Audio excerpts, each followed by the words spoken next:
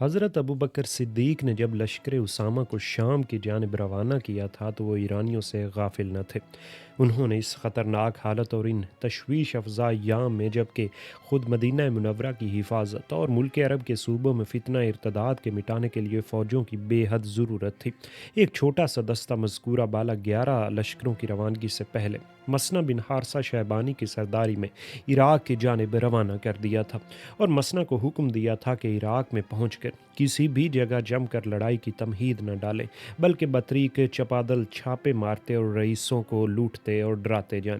اس سے مدعا صدیق اکبر کا یہ تھا کہ جب تک کہ ملک عرب کا فتنہ ارتداد فرو نہ ہو، اس وقت تک ایرانیوں کو ملک عرب پر حملہ آور ہونے کی جرت نہ ہو سکے اور وہ مسلمانوں کی پریشانیوں اور مصیبتوں سے پورے طور پر واقف نہ ہو سکیں۔ یہی مقصد صدیق اکبر نے لشکر اسامہ کے ذریعے حاصل کرنا چاہا تھا کہ رومی لوگوں کو عرب کی جانب حملہ آور ہونے کی یکا یک جرت نہ ہو سکے۔ جب نجد اور یمامہ کے حالات قابو میں آ گئے تو صدیق اکبر نے ایاز بن غنم کو، جو کہ نجد میں مقیم تھے، لکھا کہ ان مسلمانوں کو جو مرتد نہیں ہوئے اور اسلام پر قائم ہیں اپنے ہمراہ لے کر بالائی عراق پر حملہ آور ہوں، اور حضرت خالد بن ولید کو جو یمامہ میں مقیم تھے لکھا کہ اپنا لشکر لیے ہوئے زیریں عراق کی جانب متوجہ ہوں، اور راستے میں جو قبائل یا رؤسا آئیں وہ بطیب خاطر مسلمان ہوتے یا اسلامی سیادت میں داخل ہوتے جائیں۔ حکم صدیقی کی تصریح کے موافق مقابلہ آبلہ میں مثنہ بن حارثہ اور خالد بن ولید دونوں آ کر مل گئے۔ حضرت خالد بن ولید نے مقام آبلہ میں تمام اسلامی لشکر کی موجودات نکالیں تو کل 18,000 آدمی تھے۔ آپ کے سامنے عراق کا وہ ایرانی صوبہ تھا جس کا نام حزیر تھا، اور دربار ایران سے اس صوبے کا گورنر ہرمز نامی ایک نہایت دلیر اور جنگجو سردار مقرر تھا۔ اس ہرمز کی دھاک تمام عرب اور عراق اور ہندوستان میں بیٹھی ہوئی تھی، کیونکہ جنگی بیڑا لے کر ساحل ہندوستان پر بھی وہ حملہ آور ہوتا تھا۔ حضرت خالد بن ولید نے ہرمز کے نام ایک خط اتمام حجت کے لیے لکھا اور اسلام کی طرف دعوت دی۔ ہرمز نے اس خط کے پہنچتے ہی فوراً دربار ایران کو اطلاع دی اور خود فوجیں جمع کر کے حضرت خالد کے مقابلے کو بڑھا۔ ادھر سے خالد بن ولید نے اپنا لشکر 3 حصوں میں تقسیم کر کے ایک حصے کی سرداری عدی بن حاتم کو دی، دوسرا حصہ قعقاع بن عامر کے سپرد کیا، اور تیسرے حصے کو اپنے ماتحت رکھ کے تینوں سرداروں نے داہنے بائیں ایک دن کی مسافت کا فاصلہ دے کر حزیر کی جانب بڑھنا شروع کیا۔ لشکر ایران کے قریب پہنچ کر تینوں اسلامی سردار مل گئے۔ ایرانیوں کے مقابل اسلامی لشکر خیمہ زن ہوا۔ اولاً حضرت خالد بن ولید میدان میں نکلے اور ہرمز کو مقابلے کے لیے طلب کیا۔ ہرمز حضرت خالد کی آواز سن کر میدان میں نکلا۔ دونوں سردار گھوڑوں سے اتر کر پیادہ ہو گئے۔ اول حضرت خالد نے وار کیا، ہرمز نے فوراً پیچھے ہٹ کر اور پینترا بدل کر وار خالی کر دیا، اور پھر نہایت پھرتی سے حضرت خالد پر تلوار کا وار کیا۔ حضرت خالد بن ولید نے فوراً بیٹھک کے ساتھ آگے سمٹ کر اس کی کلائی تھام کر تلوار چھین لی۔ ہرمز تلوار چھنواتے ہی حضرت خالد کو لپٹ گیا اور کشتی کی نوبت پہنچی۔ حضرت خالد نے اس کی کمر پکڑ کر اٹھایا اور زمین پر اس زور سے پٹخا کہ وہ حرکت نہ کر سکا، اور اس کے سینے پر چڑھ بیٹھے اور سر کاٹ کر پھینک دیا۔ ایرانیوں کے ایک دستے نے اپنے سردار کو مغلوب دیکھ کر اس کی مدد کے لیے حملہ کیا۔ ادھر سے قعقاع بن عامر نے آگے بڑھ کر ان کو روکا، اور پھر دونوں افواج آگے بڑھیں اور جنگ مغلوبہ شروع ہوئی۔ تھوڑی ہی دیر میں ایرانی میدان چھوڑ کر بھاگ نکلے، بہت سے مقتول اور مقید ہوئے۔ ہرمز کے لباس اور اسلحہ پر حضرت خالد نے قبضہ کیا۔ ہرمز دربار ایران کا ایسا سردار تھا جو تاج سر پر رکھتا تھا۔ اس تاج کی قیمت جو حضرت خالد کے قبضے میں آیا تھا 1,00,000 دینار تھی۔ اس لڑائی میں ایرانیوں کے ایک حصہ فوج نے اپنے پاؤں میں زنجیریں باندھ لی تھیں کہ عربوں کا اگر مقابلہ پیش آئے تو میدان جنگ سے بھاگ نہ سکیں، مگر پھر بھی ان کو زنجیریں توڑ کر بھاگنا ہی پڑا۔ ان زنجیروں کی وجہ سے اس لڑائی کا نام جنگ ذات السلاسل مشہور ہوا۔ حضرت مثنہ بن حارثہ کو خالد بن ولید نے ایرانیوں کے تعاقب میں روانہ کیا۔ انہوں نے آگے بڑھ کر حصن المرہ کا محاصرہ کیا اور اس قلعے کو فتح کیا۔ وہاں کا حاکم مقتول ہوا اور اس کی بیوی مسلمان ہو گئی، اور اس نے حضرت مثنہ سے شادی کی۔ ہرمز کی اطلاع عرضی جب دربار ایران میں پہنچی تو وہاں سے ہرمز کی امداد کے لیے ایک زبردست اور بہادر سردار کارن ایک بہادر فوج کے ساتھ روانہ ہوا، مگر اس کے پہنچنے سے پہلے ہرمز کا خاتمہ ہو چکا تھا۔ راستے میں کارن کو ہرمز کی ہزیمت یافتہ فوج ملی۔ اس نے بھگوڑوں کو روکا اور ان کی ہمت بندھا کر اپنے ہمراہ لیا اور آگے بڑھ کر نہر کے کنارے قیام کیا۔ ادھر سے اسلامی لشکر آگے بڑھا، جنگ ہوئی اور کارن، انوشڈیان اور کباد 3 بڑے سردار مارے گئے۔ ایرانی اپنی 3,000 لاشیں میدان جنگ میں چھوڑ کر بھاگے۔ بھاگتے ہوئے بہت سے نہر میں ڈوب کر مرے اور بہت سے گرفتار ہوئے۔ اس لڑائی کے بعد حضرت خالد بن ولید نے صوبے کی رعایا کو کسی قسم کی کوئی اذیت اور تکلیف پہنچائے بغیر جزیہ کی ادائیگی پر آمادہ کر کے وہاں اسلامی عامل مقرر فرما دیے۔ کارن وغیرہ کے مارے جانے کی خبر سن کر دربار ایران سے ازگر ایک مشہور شاہ سوار ایک لشکر جرار کے ساتھ روانہ کیا گیا۔ یہ لشکر میدان سے روانہ ہو کر مقام دلجا میں پہنچا تھا کہ پیچھے سے بہمن جادویہ ایک دوسرا زبردست سردار کو لشکر عظیم کے ساتھ مدائن روانہ کیا گیا۔ مقام دلجا میں پہنچ کر حضرت خالد بن ولید نے لشکر ایران پر حملہ کیا۔ ایک خون ریز جنگ کے بعد لشکر ایران کو شکست فاش حاصل ہوئی اور ان کا سردار بھی شدت تشنگی سے میدان جنگ میں کام آیا۔ بہمن جادویہ مقام لیس میں پہنچا تھا کہ بھاگتے ہوئے ایرانی اس کی فوج میں جا کر شامل ہوئے۔ اس لڑائی میں بہت سے عیسائی عرب بھی آ کر ایرانی لشکر میں شریک ہو گئے تھے۔ بہمن جادویہ نے ایرانیوں اور عربوں کے اس لشکر عظیم کو مقام لیس میں چھوڑا اور خود مدائن کی طرف روانہ ہوا کیونکہ وہاں اس کی ضرورت نہ تھی۔ حضرت خالد بن ولید کو جب یہ معلوم ہوا کہ مقام لیس میں لشکر عظیم موجود ہے جو مسلمانوں پر حملہ آور ہونے والا ہے تو انہوں نے خود ہی لیس کی جانب کوچ کیا اور وہاں پہنچ کر لڑائی شروع کر دی۔ اول حضرت خالد بن ولید نے میدان میں تنہا آگے بڑھ کر اپنا مبارز طلب کیا۔ ادھر سے مالک بن قیس مقابلے پر آیا اور آتے ہی خالد کے ہاتھ سے مارا گیا۔ اس کے بعد جنگ مغلوبہ شروع ہوئی اور 70,000 دشمن میدان جنگ میں مسلمانوں کے ہاتھوں سے مارے گئے۔ جنگ لیس سے فارغ ہو کر حضرت خالد بن ولید نے ہیرا کا محاصرہ کیا۔ جب محاصرے کو طول ہوا اور شہر والے عاجز ہو گئے تو ہیرا کا رئیس عمر بن عبد المسیح مع دوسرے رؤسا کے خالد بن ولید کی خدمت میں حاضر ہوا۔ ایرانی سردار اور ایرانی لشکر جو ہیرا میں موجود تھا ارد شیر کسریٰ کی موت کا حال سن کر پہلے ہی فرار ہو چکا تھا۔ عبد المسیح نے قریباً 2 لاکھ روپے خراج قبول کر کے صلح کر لی۔ فتح ہیرا کے بعد خالد بن ولید نے زرار بن الزوار، زرار بن الخطاب، کعکا بن عمر، مسنہ بن حارثہ، عینیہ بن الشماس وغیرہ سرداران لشکر کو ہیرا کے اطراف و جوانب میں چھوٹے چھوٹے فوجی دستوں کے ساتھ روانہ کیا۔ ہر ایک قبیلہ اور ہر ایک بستی نے جزیہ یا اسلام قبول کیا اور اس طرح دجلہ تک کا تمام علاقہ حضرت خالد کے ہاتھ پر فتح ہو گیا۔ خالد بن ولید ہیرا میں مقیم رہ کر ارد گرد کی مہمات کا اہتمام اور انصرام فرماتے رہے۔ ہیرا سے حضرت خالد نے ایک خط ایرانی رؤسا کی جانب روانہ کیا اور منشور عام عراق کے نمرا کے نام بھیجا جو زمینداروں یا جاگیرداروں کی حیثیت رکھتے اور ابھی تک مطیع اور منقاد نہ ہوئے تھے۔ ایرانی رؤسا کے نام جو خط انہوں نے بھیجا تھا اس میں لکھا تھا: اما بعد، تمام تعریفیں اس اللہ ہی کو ہیں جس نے تمہارے نظام میں خلل ڈال دیا اور تمہارے مکر کو سست کر دیا اور تمہارے اتحاد کو توڑ دیا۔ اگر ہم اس ملک پر حملہ آور نہ ہوتے تو تمہارے لیے برائی ہوتی۔ اب بہتر یہ ہے کہ تم ہماری فرما برداری کرو، ہم تمہارے علاقے چھوڑ دیں گے اور دوسری طرف چلے جائیں گے۔ اگر تم ہمارے مطیع نہ ہوئے تو پھر تم کو ایسے لوگوں سے واسطہ پڑے گا جو موت کو ایسے دوست رکھتے ہیں جیسے تم زندگی کو محبوب رکھتے ہو۔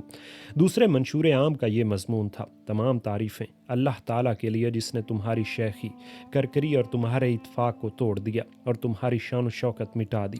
پس تم اسلام قبول کرو کہ سلامت رہو گے، یا ہماری حفاظت میں آ کر ذمہ بن جاؤ اور جزیہ ادا کرو، ورنہ میں ایسی قوم تم پر لایا ہوں جو موت کو ایسا عزیز رکھتی ہے جیسا تم شراب خوری کو محبوب رکھتے ہو۔ ان خطوط اور فرامین کا یہ اثر ہوا کہ دربار ایران میں جو بادشاہ کے متعلق جھگڑے پڑے ہوئے تھے وہ فوراً سلجھ گئے اور امیران دربار فوراً اپنا ایک بادشاہ منتخب کر لینے پر متفق ہو گئے تاکہ اہل عرب کا تدارک دل جمعی کے ساتھ بآسانی ہو سکے۔ ایرانیوں نے انبار میں ایک لشکر عظیم فراہم کر کے شیر زاد والی صابات کو اس لشکر کا سپہ سالار بنایا تھا۔ خالد بن ولید ہیرا میں اس اجتماعی لشکر کی خبر سن کر ہیرا سے انبار کی جانب روانہ ہوئے۔ شیرزاد نے انبار کی فصیل کے باہر مٹی کا ایک دمدمہ بھی تیار کروا لیا اور وہ عربی لشکر کا مقابلہ کرنے کے لیے ہر طرح سے تیار اور مستعد تھا۔ حضرت خالد نے جب انبار کا محاصرہ کیا تو محصورین نے دمدمہ سے ایک لخت تیروں کی بارش شروع کر دی اور اسلامی لشکر میں 1000 مجاہدین کی آنکھیں تیروں سے زخمی اور بیکار ہو گئیں۔ لیکن لشکر اسلام اور اس کا شیر دل سپہ سالار ایسا نہ تھا کہ تیروں کی بارش اس کو روک سکے۔ حضرت خالد بن ولید نے کمزور اور ناتواں اونٹوں کو ذبح کر کے خندق میں ڈال دیا اور اس طرح جب خندق کے عبور کرنے کا راستہ بن گیا تو مسلمانوں نے اول دمدمہ پر قبضہ کیا اور پھر فصیل شہر تک پہنچ کر خون کے دریا بہا دیے۔ ایرانیوں نے مدافعت میں بڑی ہمت اور بہادری کا اظہار کیا مگر مسلمانوں کے مقابل کچھ پیش نہ گئی۔ شیرزاد نے جب دیکھا کہ شہر پر مسلمانوں کا قبضہ ہونے والا ہے تو اس نے فوراً حضرت خالد کے پاس صلح کا پیغام بھیجا۔ حضرت خالد نے جواباً کہلا بھجوایا کہ شیرزاد اپنے چند مخصوص ہمراہیوں کے ساتھ صرف 3 دن کا سامان رسد لے کر اگر شہر سے نکلنا چاہے تو ہم اس کو اجازت دیں گے۔ چنانچہ ایسا ہی ہوا اور شیرزاد شہر چھوڑ کر نکل گیا اور خالد فاتحانہ شہر میں داخل ہوئے۔ ایرانیوں نے اسلامی لشکر کے مقابلے کے لیے جا بجا فوجی تیاریاں کر رکھی تھیں۔ چنانچہ انبار میں معلوم ہوا کہ مقام عین التمر میں مہران بن بہرام 24,000 ایرانیوں کا لشکر عظیم لیے ہوئے اور عقبہ بن ابی عقبہ اہل عرب کے ایک اجتماع عظیم کے ساتھ بقصد قتال خیمہ زن ہیں۔ گرد و نواح کے عرب قبائل تغلب وغیرہ بھی اسلامی لشکر کے مقابلے کی غرض سے فراہم ہو کر آ گئے ہیں۔ حضرت خالد بن ولید نے زرکان بدر کو شہر انبار کا حاکم مقرر کر کے خود تمر کا قصد کیا۔ عقبہ بن عقبہ نے خالد بن ولید کے قریب پہنچنے کی خبر سن کر مہران بن بہرام ایرانی سپہ سالار سے کہا کہ عربوں کی لڑائی کو عرب ہی خوب جانتے ہیں، لہٰذا آپ اول ہم کو اسلامی لشکر کے مقابلے کی اجازت دیجیے۔ مہران نے اس بات کو بخوشی منظور کر لیا۔ عقبہ سب سے پہلے میدان میں نکلا۔ حضرت خالد بن ولید نے اس کو فوراً زندہ گرفتار کر لیا۔ عقبہ کے گرفتار ہوتے ہی عقبہ کا تمام لشکر بھاگ کھڑا ہوا۔ بہت سے مفرورین کو مسلمانوں نے گرفتار کیا۔ مہران بن بہرام پر اس نظارے سے ایسی ہیبت طاری ہوئی کہ وہ قلعہ چھوڑ کر بلا مقابلہ فرار ہو گیا۔ عقبہ کی باغی ہوئی فوج نے ایرانیوں سے قلعہ خالی دے کر فوراً قلعہ میں داخل ہو کر دروازہ بند کر لیا اور اس طرح قلعہ بند ہو کر بیٹھ گئے۔ 4 روز کے محاصرے کے بعد قلعہ پر اسلامی لشکر کا قبضہ ہوا۔ عیسائی عرب جو مجوسیوں کے ساتھ مل کر لڑ رہے تھے مقتول ہوئے اور مال و اسباب پر مسلمانوں کا قبضہ ہوا۔ جیسا کہ ہم پہلے بیان کر چکے ہیں کہ ایاز بن غنم نے بالائی عراق پر حملہ کیا تھا۔ حضرت خالد بن ولید کو تو بہت جلد قبائل اور رؤساء سے گزر کر ایرانی سرداروں اور ایرانی فوجوں سے مقابلہ پیش آ گیا تھا۔ اگرچہ عرب سردار اور عیسائی قبائل بھی برسر مقابلہ تھے لیکن وہ ایرانیوں سے جدا نہ تھے۔ حضرت ایاز بن غنم جو بالائی عراق پر حملہ آور ہوئے تھے، ان کو ابھی تک عیسائی خود مختار رؤساء سے فرصت نہ ملی تھی۔ وہ جس علاقے میں مصروف پیکار تھے وہ علاقہ عراق، جزیرہ، ایران اور شام کا مقام اتصال تھا۔ اس لیے ان کی مارکہ آرائیوں کا اثر جس قدر دربار ایران پر پڑ سکتا تھا، اسی قدر دربار ہرقل پر بھی پڑ رہا تھا۔ جس زمانے میں حضرت خالد بن ولید نے عین التمر کو فتح کیا، اس وقت حضرت ایاز بن غنم عرب کے مشرک اور نصرانی قبائل کو زیر کرتے ہوئے دومت الجندل کے حکمرانوں سے برسر مقابلہ تھے۔ علاقہ دومت الجندل میں 2 رئیس تھے، ایک عقیدر بن عبد الملک اور دوسرا جودی بن ربیہ۔ یہ دونوں سردار متفق اور متحد ہو کر ایاز بن غنم کے مقابلے میں صف آرا تھے۔ انہوں نے ارد گرد کے تمام نصرانی قبائل کو ایک ساتھ مسلمانوں کے مقابلے کے لیے شریک اور متحد کر لیا تھا۔ ایاز بن غنم کا ایک خط عین التمر میں خالد بن ولید کے پاس پہنچا کہ ہماری مدد کو پہنچیے، دشمنوں کی بہت بڑی تعداد اور قوت کا مقابلہ ہماری نہایت ہی قلیل جمعیت سے شاید نہ ہو سکے۔ حضرت خالد بن ولید قعقاع بن عامر کو حیرہ میں اپنا نائب بنا کر بلا توقف دومت الجندل کی جانب روانہ ہوئے۔ حضرت خالد کے آنے کی خبر سن کر عقیدر بن عبد الملک نے جودی بن ربیہ اور دوسرے نصرانی سرداروں سے کہا کہ مسلمانوں سے صلح کر لینی چاہیے، لیکن انہوں نے اس رائے کو ناپسند کیا۔ عقیدر ان کا ساتھ چھوڑ کر تنہا نکل کھڑا ہوا۔ اس کے اس طرح جدا ہو جانے سے مسلمانوں کو خبر پہنچ گئی۔ ایک چھوٹے سے دستہ فوج نے اس کو گرفتار کرنا چاہا مگر وہ لڑ کر ہلاک ہوا۔ دومت الجندل کے قریب پہنچ کر حضرت خالد بن ولید نے اول یہ تحقیق کیا کہ ایاز بن غنم کس طرف حملہ آور ہیں۔ اس کے مقابل دوسری طرف حضرت خالد نے حملہ شروع کیا۔ جودی بن ربیہ جو اب عیسائی لشکر کا سپہ سالار اعظم تھا، اپنے لشکر کے فوراً 2 حصے کر کے ایک پر ایاز بن غنم کے مقابلے کو روانہ کیا، دوسرا حصہ خود لے کر حضرت خالد کے مقابلے پر آیا۔ حضرت خالد نے صف سے آگے نکل کر میدان میں جودی سالار لشکر کو للکارا اور اپنے مقابلے پر طلب کیا۔ وہ میدان سے نکل کر خالد کے مقابلے پر آیا۔ حضرت خالد نے اس کو گرفتار کر لیا۔ اس کے ہمراہیوں نے یہ نظارہ دیکھ کر فوراً بھاگنا شروع کر دیا۔ اتفاقاً اسی وقت ایاز بن غنم اپنے مقابل عیسائی کو لشکر شکست دے کر بھگا دیا تھا۔ دونوں طرف کے مفرور بھاگ کر قلعہ میں داخل ہوئے اور دروازہ بند کر لیا۔ حضرت خالد نے قلعہ کا محاصرہ کر کے اہل قلعہ کے روبرو جودی کو قتل کر ڈالا اور قلعے پر دھاوا کر کے بزور شمشیر قلعہ پر قبضہ کر لیا اور جو مقابل ہوا اس کو قتل کیا اور جس نے امان طلب کی اس کو امان دی۔ اہل فارس نے جب یہ دیکھا کہ خالد بن ولید صوبہ حیرہ کو چھوڑ کر دومت الجندل کی طرف چلے گئے ہیں تو انہوں نے حیرہ کے واپس لینے اور اسلامی عاملوں کو اس علاقے سے نکال دینے کی بلا توقف زبردست کوشش کی۔ حیرہ کے عربی قبائل نے بھی اپنے سردار عقبہ بن عقبہ کے قتل کا معاوضہ لینے کے لیے اثر نو جنگی تیاریاں فوراً مکمل کر لیں۔ دربار ایران سے دو سردار زرمہر اور روزویہ لشکر لے کر نکلے۔ کاکا بن عمرو نے اس حملہ آوری کا حال سن کر موجودہ مسلمانوں کو دو فوجوں میں تقسیم کیا، ایک کی سرداری ابو لیلہ کو دی اور دوسری کاکا بن عمرو نے اپنے ماتحت لی اور ہیرا سے روانہ ہو کر مقام حسید میں ایرانیوں سے جا بھڑے۔ بڑی خون ریز جنگ ہوئی اور ایرانیوں کے دونوں سردار اور نصف سے زیادہ فوج مسلمانوں کے ہاتھوں سے مقتول ہوئی۔ یہاں ایرانیوں کا ایک زبردست سپہ سالار بہزان ایک زبردست فوج لیے ہوئے پڑا تھا۔ ابو لیلہ ان مفرورین کے تعاقب میں خنافش تک پہنچے تو بہزان خنافش سے بھاگ کر مزیحی کی جانب چلا گیا۔ یہاں حزیل بن عمران مع دوسرے عرب سرداروں کے عربوں کی جمعیت کثیرہ لیے ہوئے مسلمانوں کے مقابلے کی غرض سے پڑا تھا۔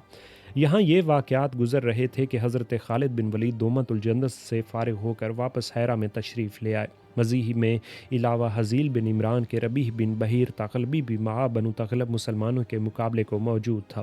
حضرت خالد بن ولید کاکا اور ابو لیلہ کو دو مختلف سمتوں سے تاریخ مقررہ میں مزیح کی جانب روانہ کر کے خود بھی ایک تیسری سمت سے روانہ ہوئے۔ تاریخ مقررہ پہنچ کر تینوں فوجوں نے یک لخت حملہ کر کے دشمنوں کے جمع غفیر کو تہہ تیغ کرنا شروع کیا۔ مقتولین میں وہ شخص عبدالعزیز بن ابی ربیح اور لبید بن جریر ایسے بھی تھے جو مسلمان ہو گئے تھے مگر مجبوراً دشمنوں کے ساتھ تھے۔ ان دونوں کے مارے جانے کا حال جب حضرت ابو بکر کو معلوم ہوا تو انہوں نے ان دونوں کا خون بہا ادا کیا اور ان کی اولاد کے ساتھ حسن سلوک کی تاکید کی۔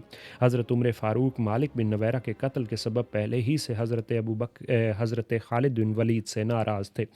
اب عبدالعزیز اور لبید دو شخص اور مالک بن نویرہ کی فہرست میں شامل ہو گئے تھے۔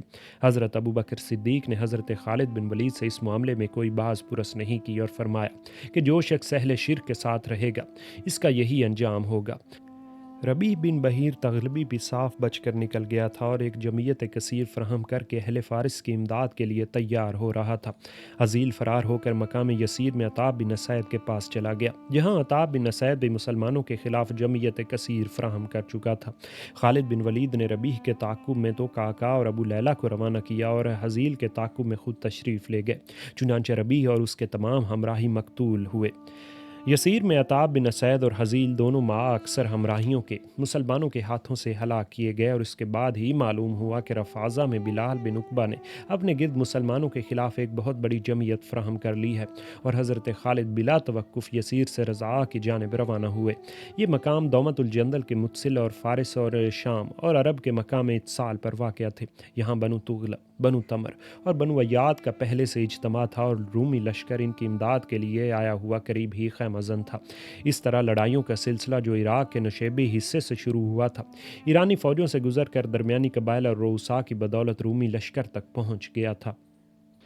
حضرت خالد بن ولید نے فراز میں پہنچ کر لڑائی کی تمہید ڈال دی۔ یہ مقام دریائے فرات کے کنارے تھا، دوسری طرف رومی لشکر خیمہ زن تھا۔ رومی لشکر نے پیغام بھیجا کہ یا تو تم دریائے فرات کی طرف آ جاؤ یا ہم کو اس طرف عبور کرنے دو تاکہ ہم تمہارے ساتھ دو دو ہاتھ کر لیں۔ حضرت خالد بن ولید نے جواب دیا کہ تم ہی اس طرف آ جاؤ۔ چنانچہ رومی لشکر دریا عبور کر کے اسلامی لشکر کے مقابل ہوا۔ اسلامی لشکر مسلسل سفر اور لڑائیوں سے چور چور تھا اور رومی بالکل تازہ دم تھے، تعداد کے اعتبار سے وہ 8-10 گنا تھے۔ لڑائی شروع ہوئی اور تمام دن ہنگامہ کارزار گرم رہا۔ آخر کار رومی لشکر کو شکست فاش نصیب ہوئی اور وہ میدان میں 1,00,000 لاشیں چھوڑ کر مسلمانوں کے سامنے سے بھاگ کھڑا ہوا۔ اس لڑائی سے فارغ ہو کر 25 ذی القعدہ سن 12 ہجری کو خالد بن ولید نے شجرہ بن الاغر کے ہمراہ تمام لشکر کو ہیرا کی جانب واپس روانہ کیا اور خود چند ہمراہیوں کو لے کر چپکے سے مقام فراز سے روانہ ہوئے اور مکہ مکرمہ میں پہنچ کر حج بیت اللہ میں شریک ہوئے۔ حج سے فارغ ہو کر فوراً ہیرا کی جانب چل دیے۔ ہیرا میں پہنچ کر جب آپ پر شریک لشکر ہوئے تو کسی شخص کو اس کا وہم و گمان بھی نہ ہوا کہ یہ حج کر کے آئے ہیں۔ اتفاقاً یہ خبر چھپی نہ رہ سکی اور رفتہ رفتہ حضرت ابو بکر صدیق کے کانوں تک پہنچی۔ انہوں نے خالد بن ولید کو آئندہ اس قسم کی حرکت سے منع کیا اور کسی قدر اظہار ناراضگی بھی کیا۔ اس سال حضرت ابو بکر صدیق نے بھی حج بیت اللہ فرمایا اور اپنی جگہ مدینہ منورہ میں حضرت عثمان بن عفان کو مدینہ کا عامل بنایا اور حضرت خالد بن ولید نے ہیرا میں واپس آ کر وہاں کے چند چھوٹے چھوٹے مقامات جو باقی رہ گئے تھے ان پر بھی قبضہ کیا۔